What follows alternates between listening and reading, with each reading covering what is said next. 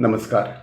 आज मी प्राध्यापक MP तथा मधु पाटील सरांच्या आस्वाद समीक्षा मधु मंगेश कर्णिक साहित्य या पुस्तकातील मधु मंगेश कर्णिक नाटक देवकी एक रूपांतरण या प्रकरणाच्या मी पाडलेल्या 10 भागांपैकी दुसरा भाग वाचतो. 1. नाट्य रूपांतरण. संपूर्ण व अंशतः गाळलेल्या कादंबरीतील काही घटना. 1. बाबी खोताने एका भाविणीच्या मुलीला आपल्या सात्विक पत्नीसमोर घरात आणणे आणि आपल्या आवारातील मांगरात ठेवणे हे गावाच्या पारंपरिक मूल्य व्यवस्थेत अनैतिक ठरते. त्याच्या घरावर बहिष्कार टाकणारे हे महत्त्वाचे कारण. पण कादंबरीत त्याच्या घरावर बहिष्कार टाकण्याचे दुसरे कारणही बरेच विस्ताराने आले आहे. एका विवाहित पुरुषाने माहेरी आलेल्या गावातील एका विधवेबरोबर अनैतिक संबंध ठेवलेले. अशा संबंधातून गर्भवती झालेल्या तिला गर्भाचा विल्हेवाट लावण्यासाठी विस्ताराने वर्णन केलेल्या पंढरपूरला जाणाऱ्या पालखीबरोबर पाठवावे ही गावकऱ्यांची इच्छा. बाबी खोत या गोष्टीला विरोध करून त्या गर्भवती विधवेला स्वतःच्या घरी नेऊन पत्नीप्रमाणे वागणूक द्यावी असे त्या संबंधित पुरुषाला सांगून तसे करायला लावतो. त्या पुरुषाच्या घरी त्याच्या घरातील माणसांकडून त्या गर्भवती विधवेचे हाल बघून माणुसकीच्या दृष्टीने बाबी खोतांनी स्वतःच्या मांगरात देवकीबरोबरच त्या गर्भवती विधवेला आसरा दिला. बाबी खोतांच्या दृष्टीने माणुसकीचे हे सारे वागणे गावकऱ्यांच्या पारंपरिक मूल्यव्यवस्थेत अनैतिकतेला पाठिंबा देणारे ठरते. बाबी काकांच्या घरावर बहिष्कार टाकणारे हे दुसरे कारण. या दुसऱ्या बहिष्कारासंबंधित कादंबरीतील खूप सविस्तर घटनांचा नाटकात फक्त थोडक्यात उल्लेख आहेत.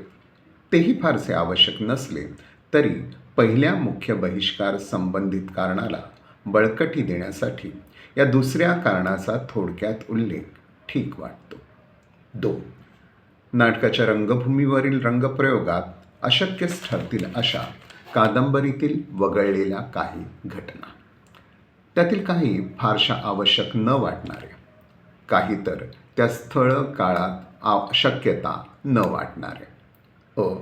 बाबी खोतांना फुरसं चावल्यावर देवकीने त्यांना पाठंगुळीस घेऊन घरी आणणं. विशार झाल्यापासून 11 रात्री त्यांची सेवा शुश्रूषा करून 11व्या दिवशी घराबाहेर उघड्या परसवात लिंबिणीच्या न्हाणीच्या पायरीवर देवकीने आणून बसवले. त्यांना तांब्याने अंघोळ घालून त्यांची पाठ स्वतःच्या हाताने सोडू लागली. बाबी काकांनी मधल्या वाडीच्या मदतीने भात शेतीतून वाहणाऱ्या ओहोळाला बांध घातला. त्यातून निर्माण होणारे एक शेत देवकीला देण्याचे ठरवले. गावकऱ्यांच्या करपून चाललेल्या शेतीसाठी बाबी काका, देवकी, रुमड्या महाराचे जोडपे आणि म्हातारा साटम एवढ्यांनीच शेतावर बांध घातला. देवकी रहाटावर बसून विहिरीतून पाणी काढू लागली. अंगावरील लुगडे पाणी उडून ओले चिंब झाले. खडबडीत जमिनीतून वर आलेल्या एखाद्या भुईचाफ्याच्या फुलासारखी ती दिसत होती.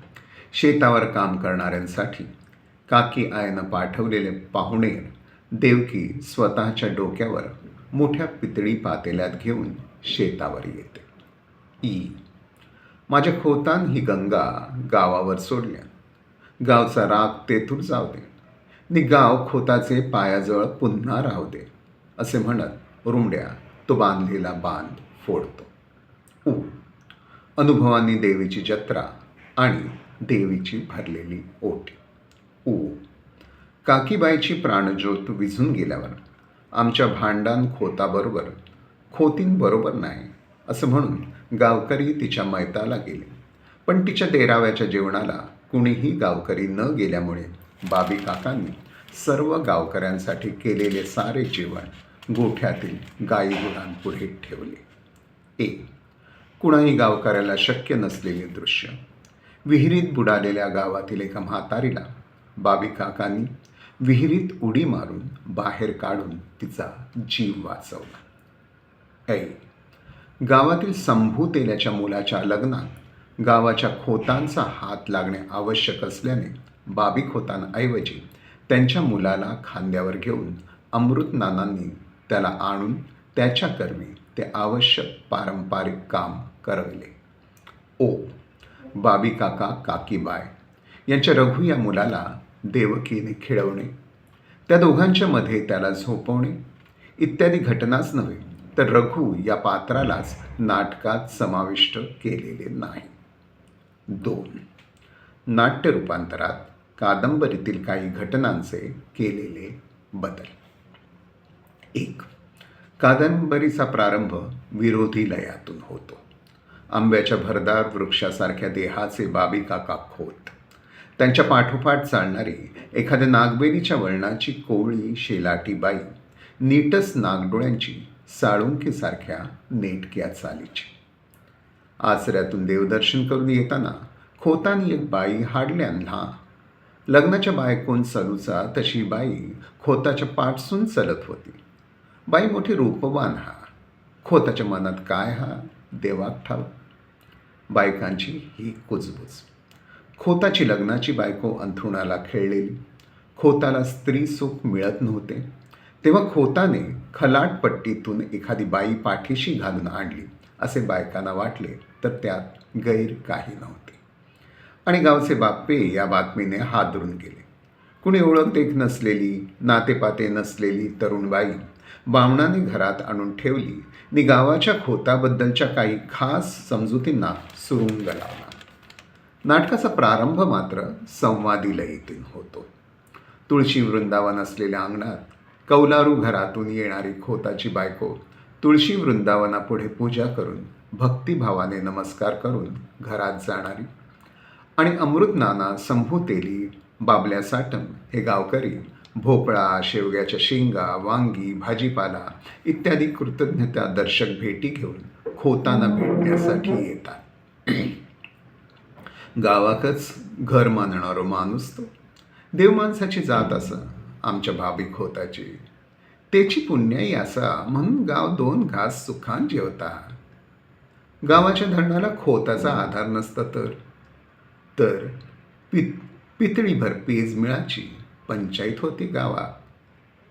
गावाक बाबी काकांनी धरण बांधून दिल्याने आणि 7 जन्मांची पुण्याई जोडल्याने गाव म्हणजे पोटचा लेकरू समजता खोत. पीक येऊक नाही तर कुणाकडसून खंड नाही घेतल्याने त्यांनी. गावकऱ्यांच्या मनातली बोलून दाखवत असलेली ही बाबी खोतांची देवमूर्ती. आणि खोत घरातून समोर येताच आमका तुम्ही देवाच्या ठिकाणी असाच. आपली सोन्यासारखी जमीन पाण्याखाली बुडवून दुसऱ्याच्या जमिनीत सोनं कुणी पिकवलं, गरिबांच्या तोंडी घास कुणी घातला. ज्यानं हे सारं केलं त्याला देवमाणूस नाही म्हणायचं तर म्हणायचं तरी कुणास. बाबी खोत आणि गावकरी यांच्यामधील सुरेख संवादी लयातून सुरू होणारे नाटक, पण इथेच विरोधी लयातून निर्माण होणाऱ्या नाट्यात्मक संघर्षाचे सूचन होते बाबी काकांकडूनच. अरे, आज मी तुम्हाला देवमाणूस वाटतो आहे, उद्या कदाचित तुम्हीच मला दैत्यासारखे वागवाल. उद्याच्या संघर्षाचे कारण, त्याचे दर्शन इथेच. बाहेरगावाहून येणारे बाबी खोत त्यांच्या घराच्या ओटीवर प्रवेश करीत असताना त्यांच्या पाठोपाठ आलेली 24-25ची एक अत्यंत देखणी तरुणी, जिच्याकडे समस्त गावकऱ्यांच्या नजरा खिळतात. बाबी खोतांनी तिला तो आत हो म्हणताच गावकऱ्यांकडे भिरभिरत्या कटाक्षाने बाबी खोतांच्या घरात झपाट्याने जाणारी ती तरुणी देवकी, जिच्या प्रवेशाने नाटकातील संघर्षाला प्रारंभ होतो. त्या नायिकेचे गावकऱ्यांच्या नजरांना खिळवणारे, साऱ्यांनाच स्तिमित करणारे रंगमंचावरील नाट्यात्मक दर्शन. कादंबरीतील सरळ वर्णनपर्तेपेक्षा प्रारंभाच्या संवादी लयाच्या चालू असलेल्या पार्श्वभूमीवर नायिकेचे खूप वेगळे प्रत्यक्ष स्तिमित दर्शन. 2. एका विवाहित पुरुषाने एका सुंदर तरुणीला घरी आणणे आणि ती कोण, तिला का आणली याबद्दल पत्नीला न सांगता, पत्नीबरोबर विचारविनिमय न करता तिला आपल्या घरी ठेवण्याचा निर्णय घेणे. अशा परिस्थितीत पत्नीची मनोवस्था कशी असेल, तिच्या प्रतिक्रिया काय असतील, तिची अस्वस्थता कशी दूर होते याचे चित्रण कन्व्हिन्सिंग वाटेल असे करणे सर्जक प्रतिभेपुढे आव्हानच असते. इकडे दुसरा भाग थांबवतो. धन्यवाद.